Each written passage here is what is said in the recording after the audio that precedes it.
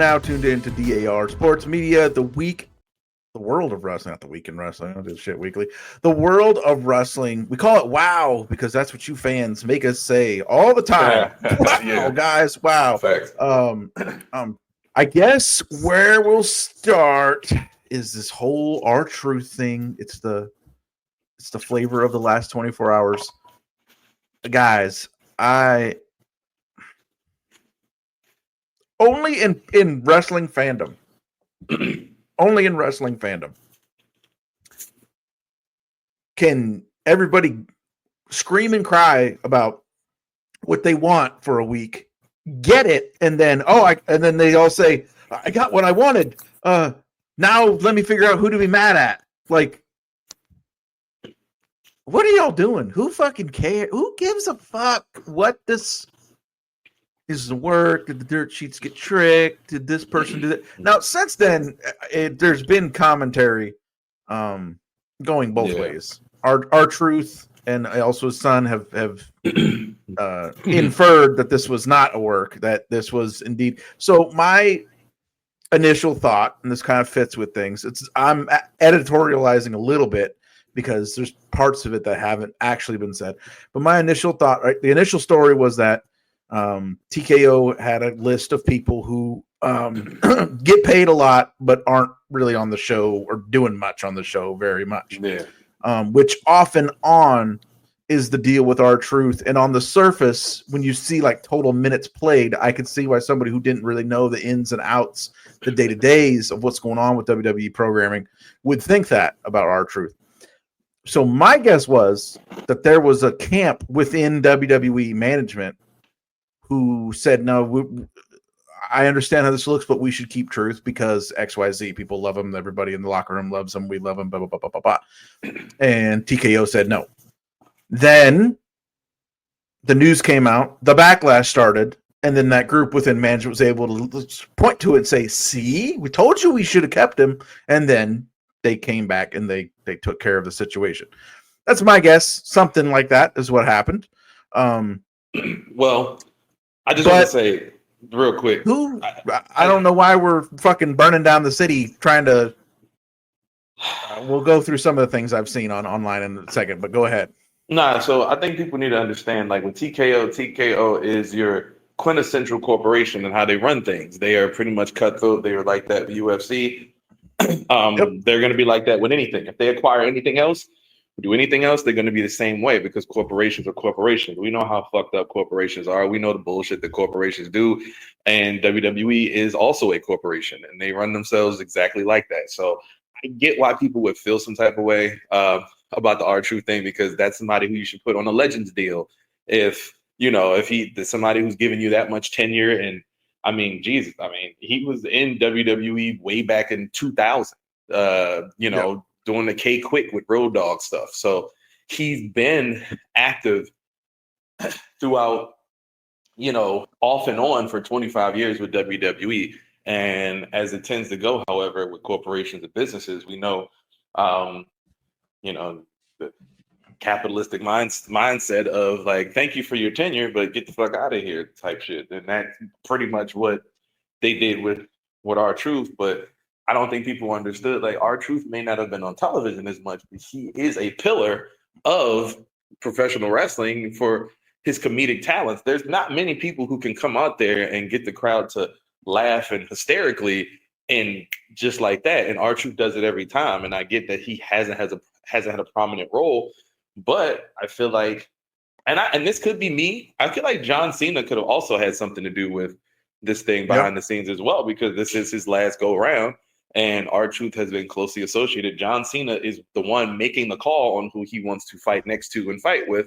I don't think people know that, but John Cena is literally quarterbacking his own retirement tour. Obviously, Triple H has brought some ideas to the table. The Rock has some, a little bit of input. But John Cena is picking who he wants to fight, which is why he just literally fought R-Truth in a main event, match. So I think that's a part of it. And he bring R-Truth back. That means they're probably setting up for another Saturday night main event match or Night of Champions or whatever they could do. I mean, Cody is also probably got a title match coming up as well because he pinned John Cena last night. So like I said, I think there is something here with Truth going as Ron Killings or, trying to make it more serious, give him a, final run. There's not much time left for R-Truth in professional wrestling anyway, in terms of being an active performer. So what you do is whatever his new deal is, you give him another year or two, send him off right, let him have some serious stuff, not just be the comic relief, but he can still be comic relief if you need him to be.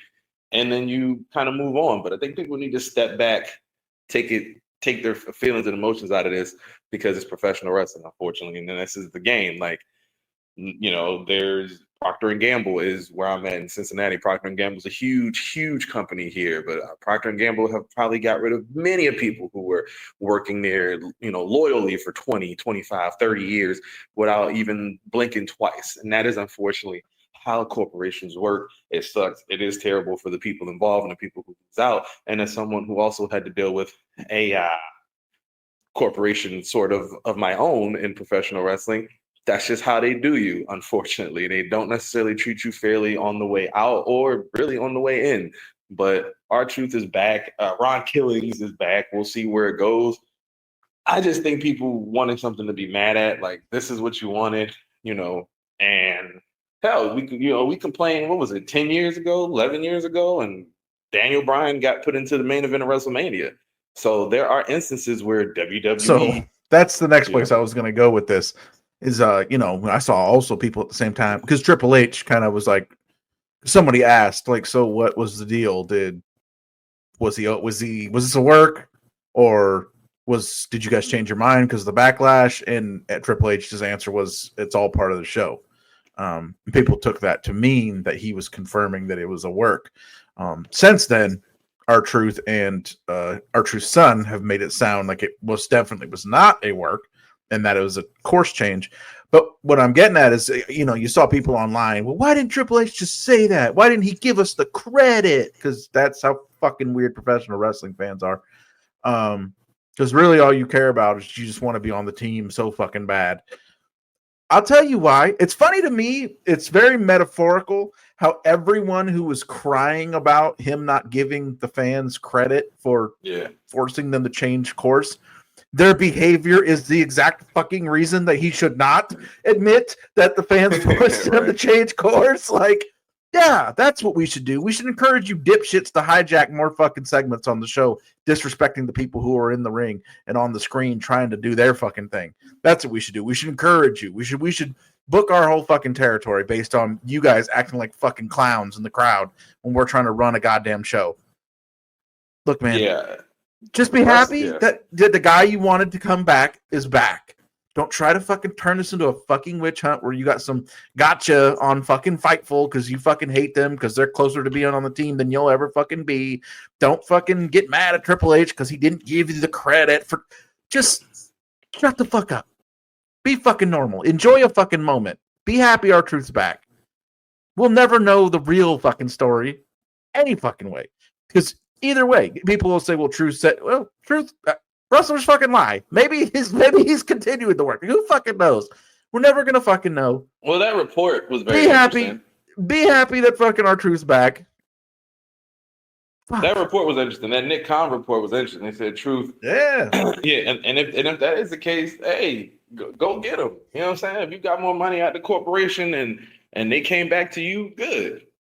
But I think the one thing for R-Truth is, for Ron, is that he understands they don't give a shit about me. So I'm going to get as much as I can out of them because I still got a family to take care of, and do what you got to do. And the locker room absolutely loves him.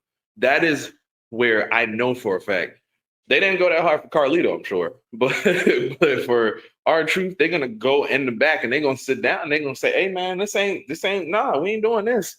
And there's enough main eventers, whether it's a Roman Reigns, a CM Punk, a John Cena, there's enough main eventers that love R-Truth that they will not sit there and let that go. And then I think in some ways that also shows not only the power of the fans, but it shows the power that some of the wrestlers could have, because the locker room they had an outpour of support for him. And if that doesn't make you stop and go, okay, this ain't the way to go. Between, all that stuff was out there in public. If you don't think there was shit getting said by those people behind closed doors, you're fucking crazy. was definitely part of it. Yeah. And especially those with enough job security working there where Yep. you speaking up, you know what I mean? So that's what I said. Roman Reigns seems to love truth. John Cena loves truth. I mean, there's Rhea a ton Ripley. of people. Rhea Yeah, Ripley like was very ton of people, outspoken. Yep. like a ton of people love him. And that's what is going to take you to the next, I guess, take this to me, not the company, but the backstage part of it. Remember like a year ago, it was like, oh, backstage morale in WWE is great and all this other stuff. And TKO started doing TKO shit. And then that backstage morale might change a little bit. And that's just the nature of the business. And I do see people making this, this thing of like, oh, AEW is about to overtake WWE now because TKO is doing fuck shit. And I've seen that mostly from AEW double O's. That's really what it is. But I do think WWE is in a lull right now. They're in a very weird place because I'm not really interested in their shows that much. But they do have, they just put on a great show this weekend, according to everybody else. Two of them. So they're still making things happen. It's just that the weekly TV, it's really hard to make like 7 to 8 hours of television and make it solid. It's very hard to do that. So, at the end of the day, I think WWE, they once you get to SummerSlam, depending on what that card looks like, I think SummerSlam could be very interesting. It's the first ever 2-night SummerSlam. We'll see. In fucking MetLife in New Jersey. God bless all of you. I ain't no fucking way. Yeah, Wild horses could not fucking pull me to that fucking thing. Speaking of fans being fucking weirdos, little bit late on this. There's another thing we're a little bit late on that I need to remember to do. Once we get to the actual wrestling stuff.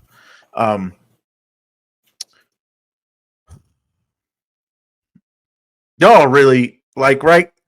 We know the playbook when somebody leaves the Midnight Society at AEW and jumps over. We know the playbook. Everybody starts to downplay what they did. There's this and this, that. But there was definitely turning up the volume this time. Yeah. On y'all are just fucking children, man. Like, I don't know what else. I also wanted to make mention of the fact when they said talk about people jumping to the Fed. Anybody who calls it the Fed probably wasn't alive when it was actually called the Fed. That's funny to me. So this Mariah May pops up on NXT, tremendous, looking resplendent. She's living her dream. She said this is where she always wanted to be because that's how a lot of people feel. I guess we could start there. Like, y'all got to stop being surprised when people say that. Just because another wrestling company fulfills your tastes in wrestling better than WWE does not make that place, in the eyes of fucking reality, the number one place. It could be the number one place to you because it fulfills what you like better, and that's fine. I encourage you to watch it. But that doesn't make it, it's not even remotely fucking close. Like, WWE is the biggest show that there is out there. It's weird that we have to continue to say that and remind people of that, but they seem to be surprised when people say, yeah, my dream ultimately, yeah, man, her dream ultimately is to have that WrestleMania entrance in front of millions around the world, tens of millions around the world, in front of 60,000, 70,000 in the biggest prestige show that there is in wrestling. Like, none of this should be a surprise. But there's this overflow this time of people saying, I hope Tony learned his lesson. I hope he stops signing these people who are fed-pilled, who to 2-year short deals, so then they just leave. Y'all are so stupid. It's like you're doing it on purpose. Malicious incompetence is what we used to call it in my old job. It's like you are so fucking dumb that you are being brought up on credible charges of trying to sabotage that which you claim allegiance. There's just no way you could be that. Look, for the entire, what's it now? When did Frank Grotch and Strangler Lewis make their deal? It's been about 100 years. Yeah. 100 years, 110. Well, this is 2025. 110, 120 years since pro wrestling became a thing. This is how it's done. you get someone to come into your company or your territory, as it were, who you think could do a good job and sell tickets and pop merch numbers and pop TV numbers as we got into the TV age. They come in, hopefully they do a good job. Hopefully you get a boost from them while they're there. And at the end of their run, they leave. You shake their hand. You say, thank you very much for doing business. Hope to have you back in someday. That's how it works. And that's how a lot of things still work with normal people, not fucking weirdos like you. You don't turn away people who could give you arguably the best story you've ever told on your TV, which is what Mariah May and Toni Storm was, because they might leave someday. Like, that's what I mean when I say sabotage. You would rather them not have had possibly the best TV they've ever fucking done just because Mariah May is not some weird lifer cultist to this fucking company that you have parasocially attached yourself to, who doesn't know you fucking exist. What are you talking about? This is the way wrestling works. Always has worked. And thank God, of all the things that Tony Khan does that are completely fucking amateur hour, including dealing with musical artists who do work for him. I thank God this isn't one of those fucking things. Thank God he understands that no, when somebody who can be a star player for you comes along and they want to do business and they want to make your TV show better, you bring them in and you let them make the TV show better. And hopefully they leave a lasting impact, even if it's an incremental one when they leave, right? We incrementally know, like, hey, they are capable of putting on great stories with the women. They choose not to use them most weeks for whatever fucking reasons, but at least they've shown that they can do that. At least they popped those numbers where people were interested to watch how this feud culminated. At least they got those images on TV. They're like, man, they were really doing when Mariah May turned and there was that image of her holding Tony's head. She looked like she had a severed fucking head in her hand. That was incredible. Bam. That buzz, those extra eyes that they got. Capitalize on it when they're there. There's so much more nuance to how this shit works other than I just love AEW and I'm going to stay here forever because whatever the fuck. I think people should be excited and happy that we have the option for people to jump from place to place if they so want. That's to. one. There's another part of this I'm going to get into. Well, I'll just right there. There's nothing bad about being the place.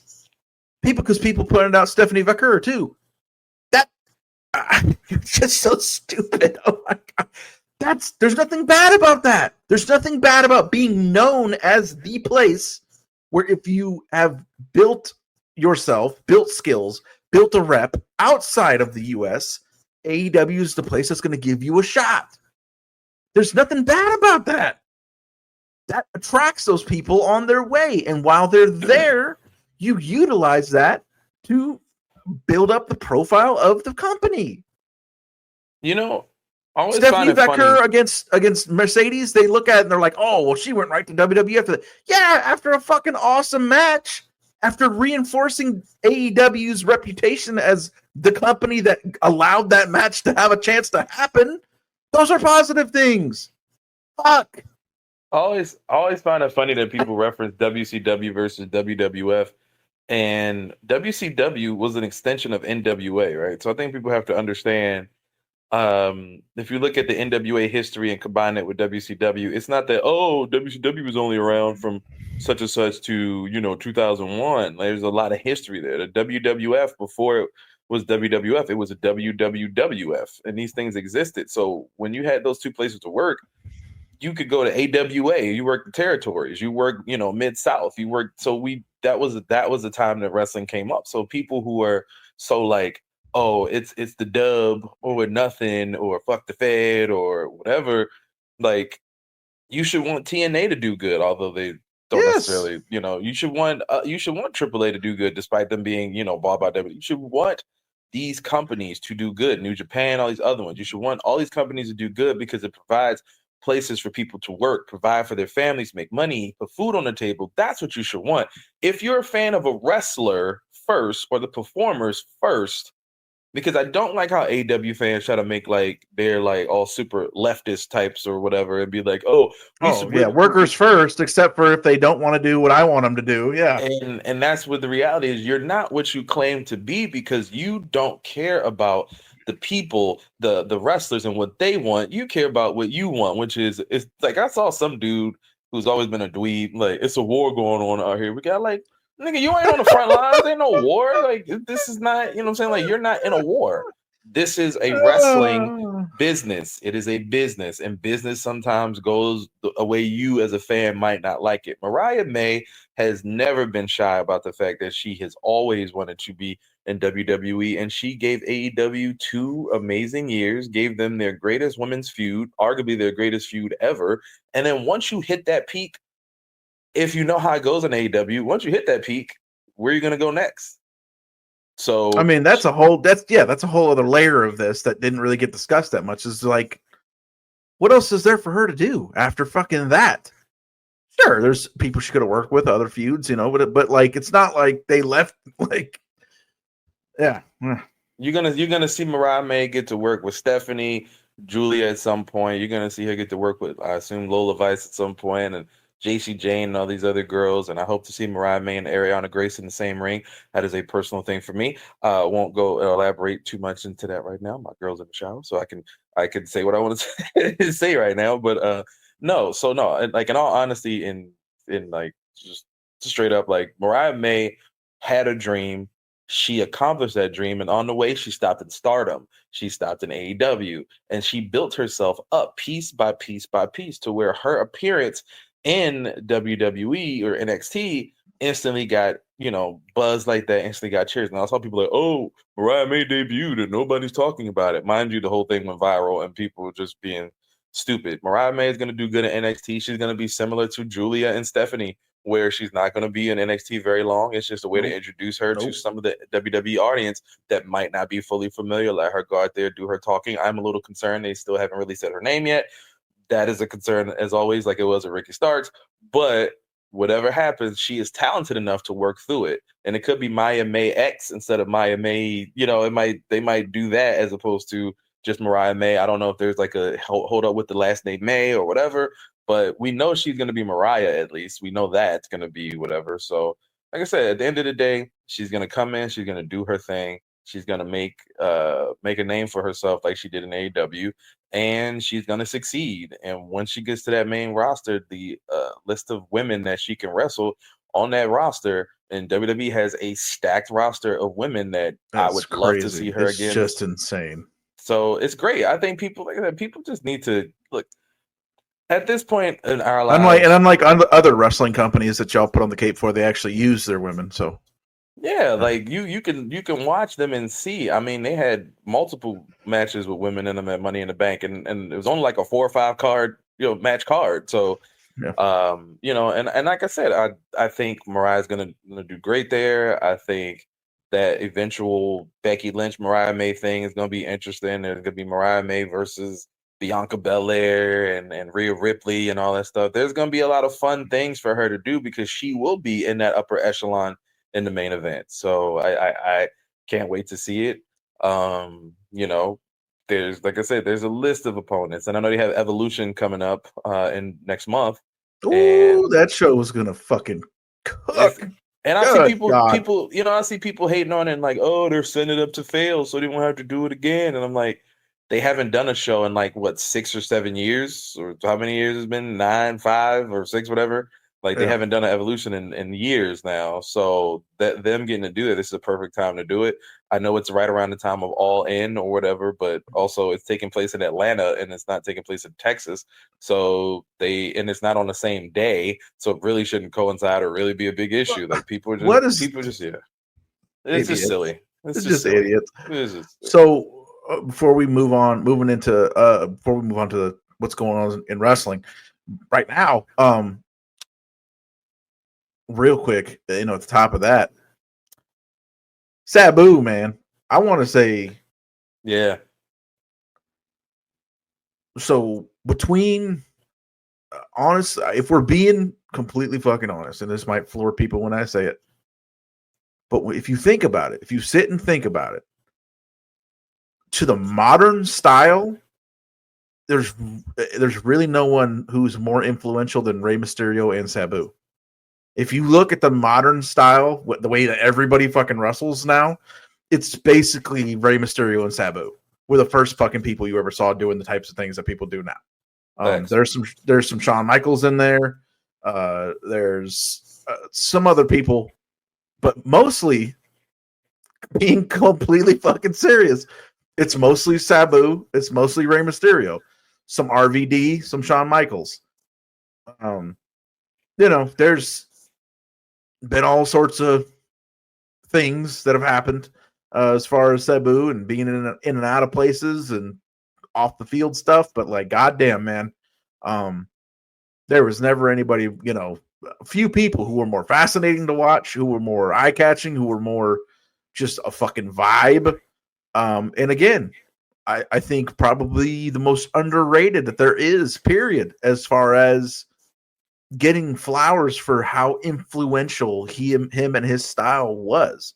Absolutely. And I would absolutely encourage, it's not about Sabu, but I would encourage everybody to check out the Dark Side of the Ring that just came out recently about the Sheik.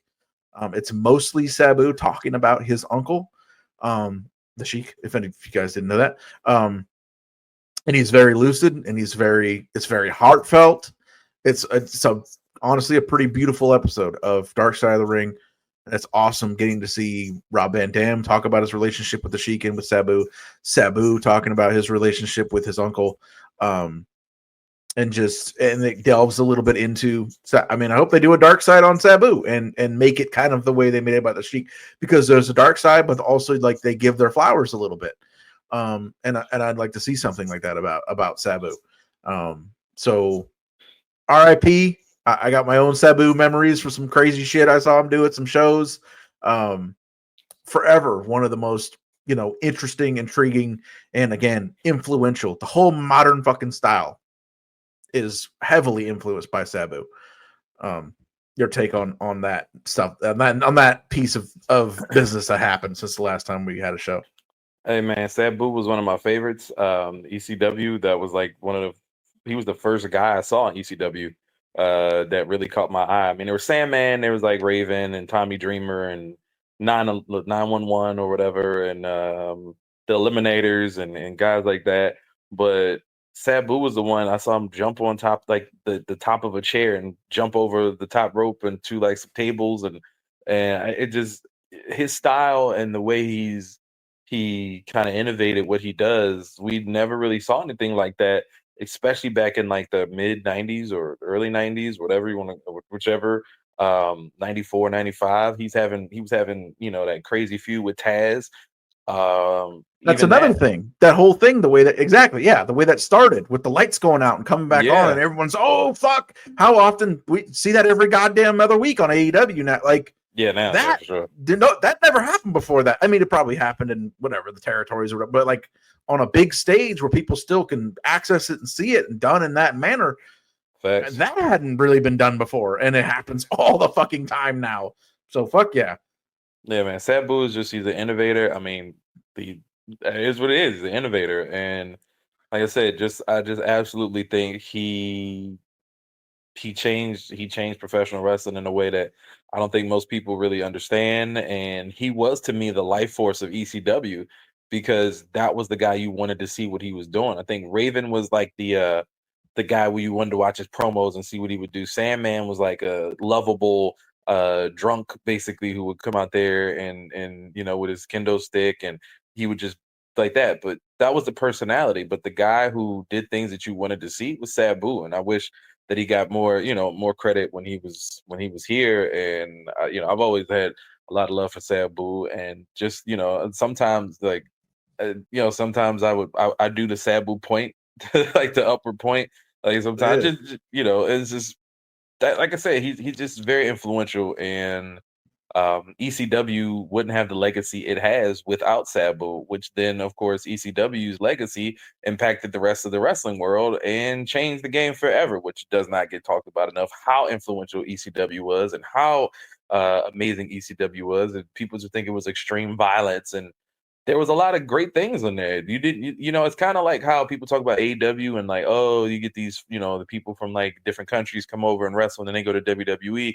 ECW was like a feeder system at one point for WWE and WCW. Like WCW didn't have Eddie Guerrero and Dean Malenko and Chris Benoit and Chris Jericho first. WCW didn't have them. ECW did. ECW brought over a lot of those guys. Too Cold Scorpio was in WCW way back when, but he started to make his name in ECW, became a star in ECW, and then WWF got him and made him Flash Funk.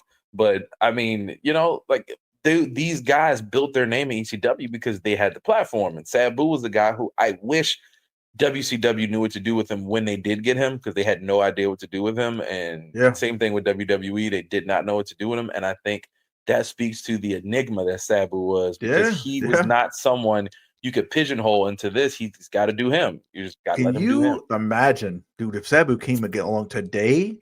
Oh my fucking God. Facts. He'd be the fucking guy. One of the top 5 stars in the fucking biz. I have zero doubt about it. So speaking of top 5 guys in the biz, what are we thinking right now? I guess WWE has the freshest. Well, maybe we'll do AEW first, because that's WWE just happened last night. AEW Double or Nothing, pretty fun show. I was a little surprised that people were saying that this is the greatest fucking show that's ever happened in the history of professional wrestling. I still think that the first Anarchy Arena was the best one, personally. Also, good shout by Tony Khan and the boys doing Bodies Hit the Floor for the music for the match this year. I was hoping that they would follow it up. I need them to do, because I know some of you people over there in that place listen to this show. Hi. Love what you guys been doing lately. Really have. Other than not putting more than 15 minutes of women's wrestling on your 4-hour show the other night. I didn't love that. Break Stuff by Limp Bizkit. Can we please get that on the next Anarchy Arena? I'm asking. Let's get that on there.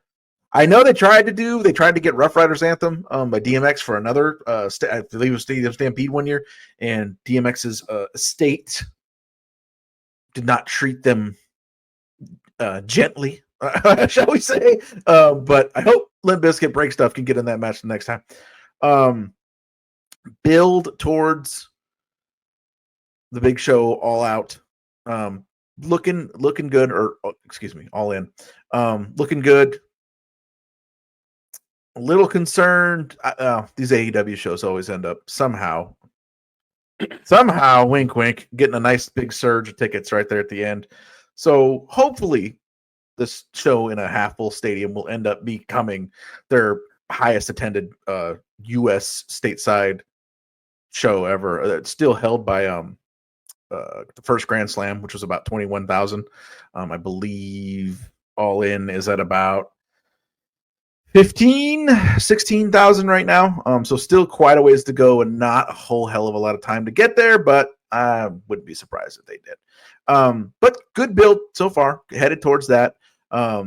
Omega and Okada. It's not something that I needed to see again, but people seem excited about it. So again, unlike a lot of people who enjoy AEW, I can sit here and say just because something's not for me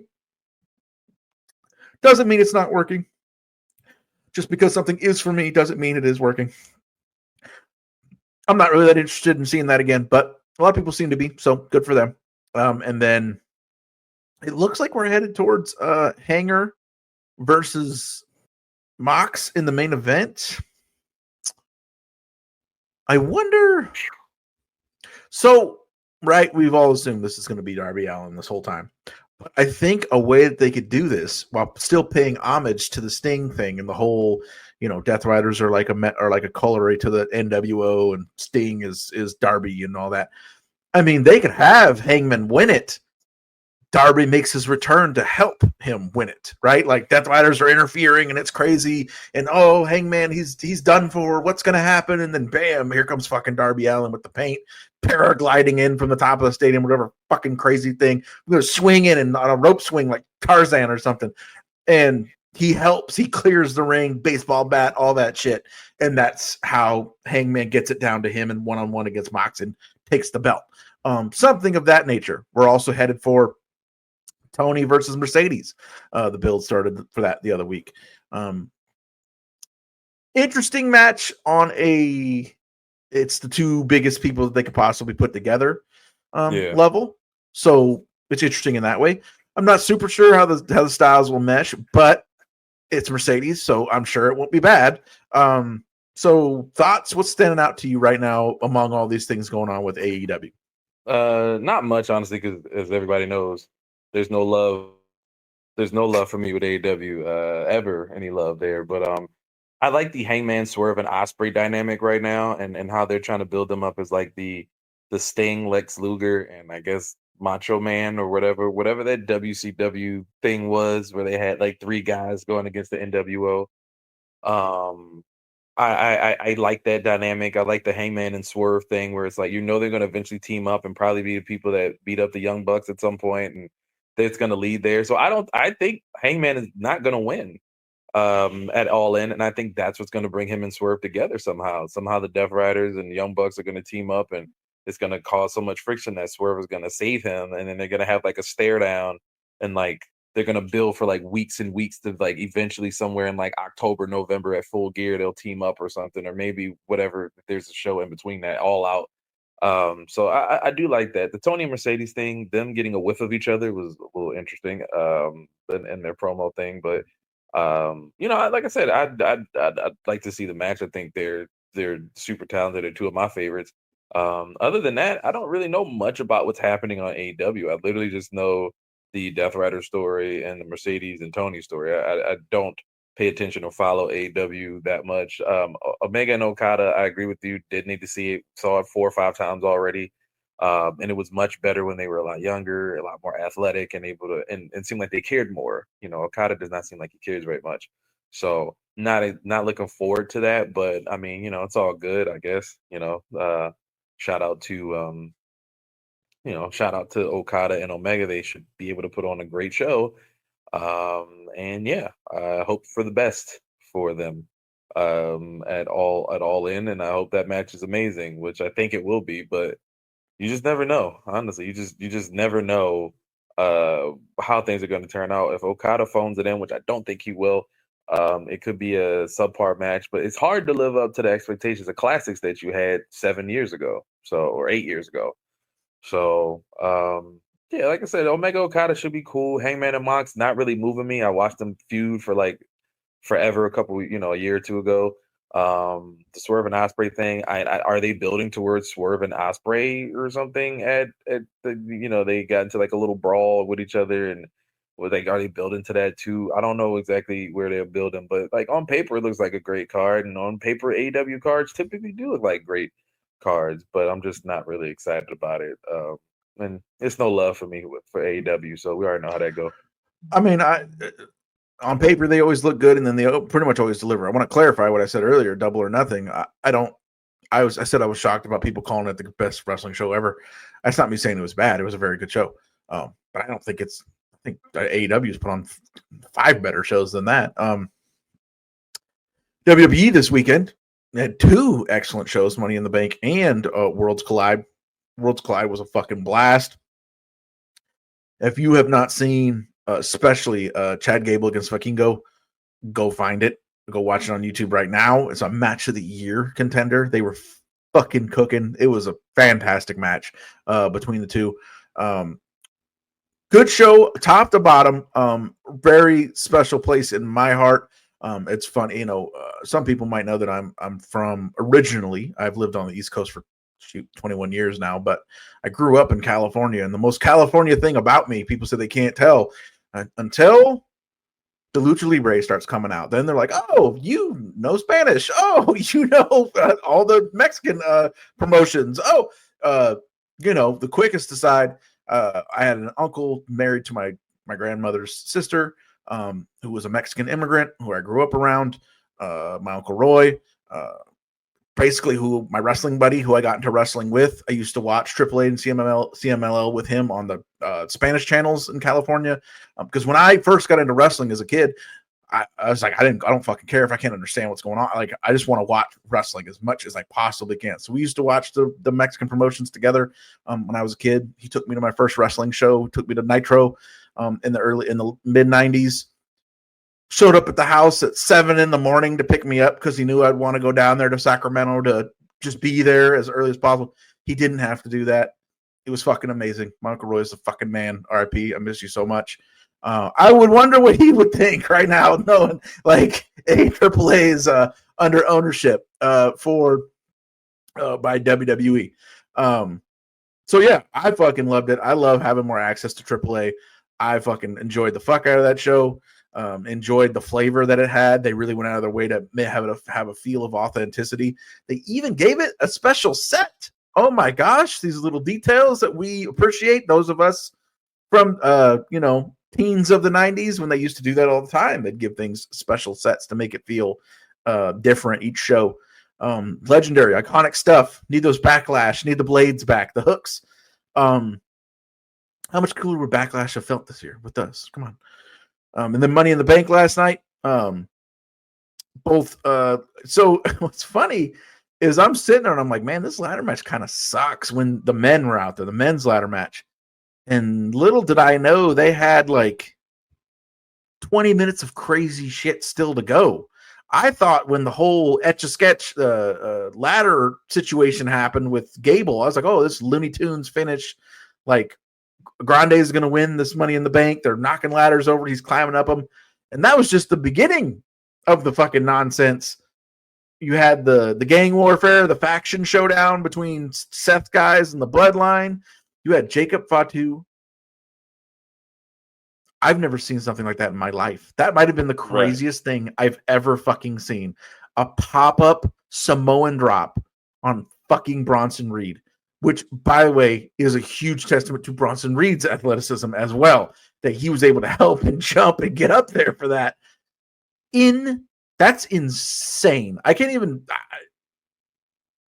Jacob Fatu was on a fucking another level, and then he turns babyface, kills off Solo. Solo, by the way, starting to get it. He's really starting to get it. What he should be doing. He's fucking hilarious, and he needs to be more hilarious. Like, keep going.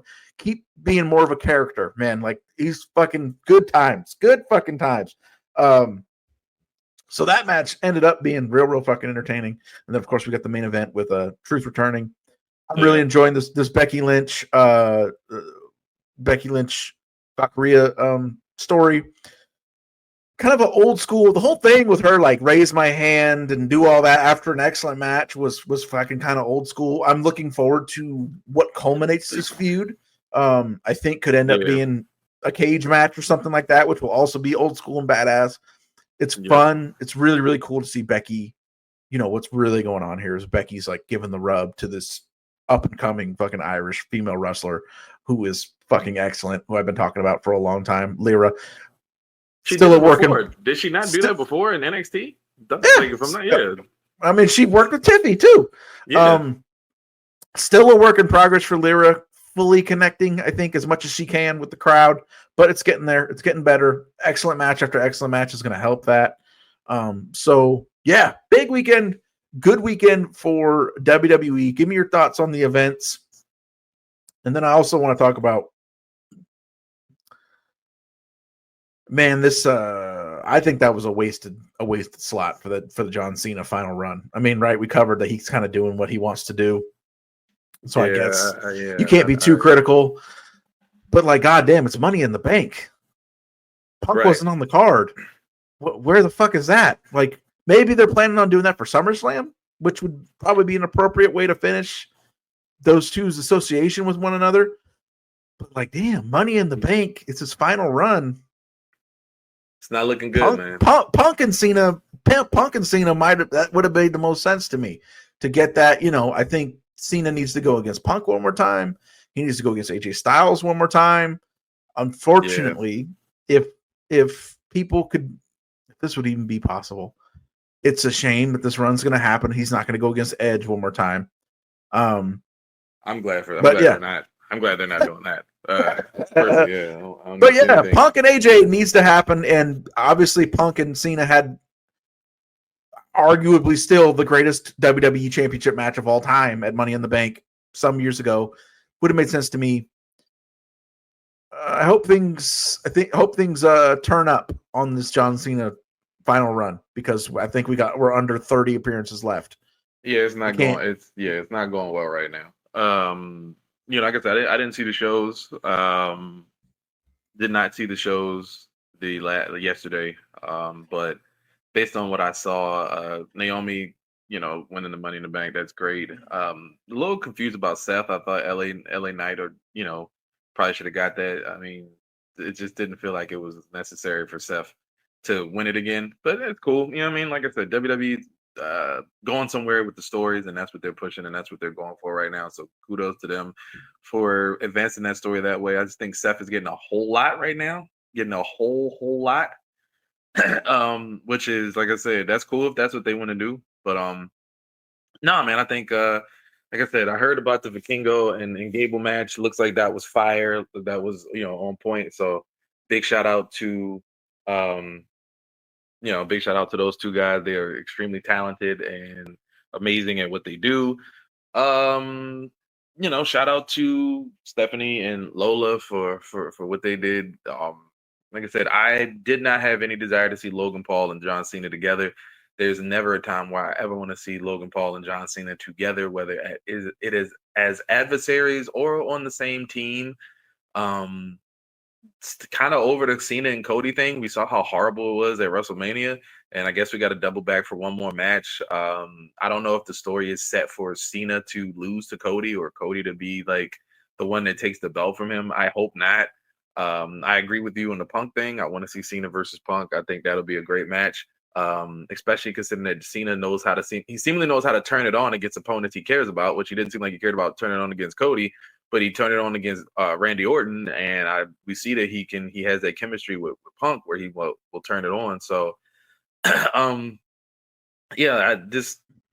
main event picture right now for the titles are both very uneventful, and it's kind of obvious Seth is going to cash in on Jey Uso and probably win the title and take the belt. I don't know what that means for Punk or going forward, or if Punk is just gonna, breeze over to SmackDown and do that. But I just, like I said, I think they have the right push right now for certain things in WWE. It's just all the execution, where Naomi goes next, where Seth goes next. Like I said, I'm interested to see something. Let's talk about that real quick. Naomi, and I want to be careful. I don't mean this negatively at all. Like, I'm very, very happy that it's happening. It's just shocking. It's just shocking. When is this? I'm trying to think of another time when someone has been there for that long and got repackaged and pushed like this. Like, Naomi has been there for 10 fucking years on and off. And then they're just like, oh, yeah, Naomi, you're like pretty good. I guess we should do something with you. Like, it's just stunning what has happened with her and it's been fucking excellent. Her promos have been incredible. Her new repackaged, like her presentation is fucking incredible. It's just stunning what has happened with her. Glad to see it. Happy to see it. She's going to be a blast with the case. Her being able to threaten that in the unhinged way that she moves around nowadays. Yeah, it's going to be fucking great. I just, of the three of them, when you put that group together, when you put Bianca, when you put Jade, when you put Naomi, you would have never guessed like Naomi's going to be the one who's like everybody's going to be talking about after fucking in mid-June. Like, right. It's awesome. It's crazy. It's just stunning. If this is part of the new way that, there's some people think that there's some things that aren't so great about the new era of the WWE, but if this is one of the things that we can count on happening going forward. And this is a good, another bright spot for the new administration and how they do things. No, I mean, I agree. Like I said, Naomi's always been talented. She's always been great at what she does. And I think this new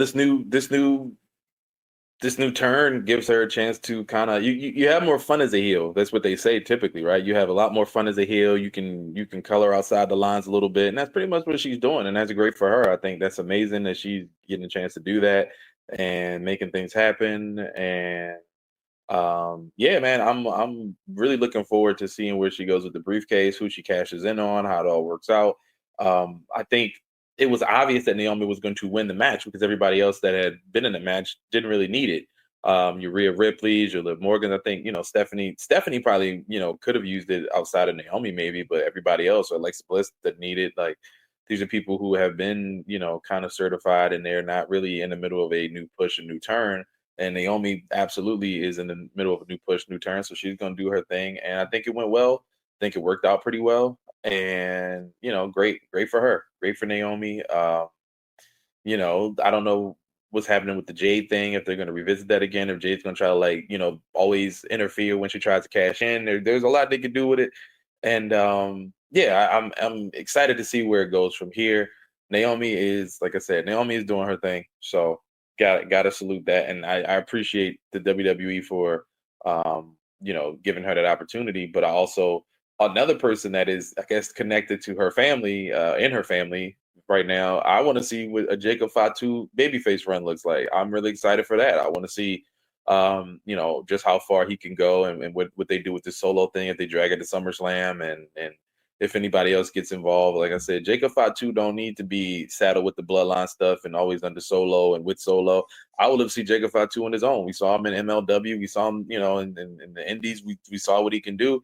I would like to see Jacob Fatu as a singles babyface and see how far that goes, because he has enough attitude, enough flair, enough charisma to make it be, he could be one of those guys at the top. Like Jey Uso took Yeet over, but Yada Mean and Yada Mean and all that stuff like that. He could take all that too. I would not be one bit if Rollins takes the belt off of Jay and runs with it to WrestleMania. I think Jacob Fatu would be a fantastic Royal Rumble winner. Absolutely. Go after Seth Rollins and end that reign at WrestleMania. I believe that strongly in Jacob Fatu and everything that he is and could be. He's amazing. We hope that you guys believe in the amazing things that DAR Sports Media could be. We got so many things going on right now. True, obviously, writing for Pro Football Network. He's posting articles on our Medium site, sort of over the place. Sort of. Right now, we got NBA Hoops Hour up, the NBA Finals. There'll be another one soon, probably in the next couple of days after. While we're recording this, Game 2 is tonight. So we'll have another Hoops Hour very soon. We already got one up. We got so much. I got to think about it. We got NFL offseason grades for every division going on right now. That's already posted on the page as well.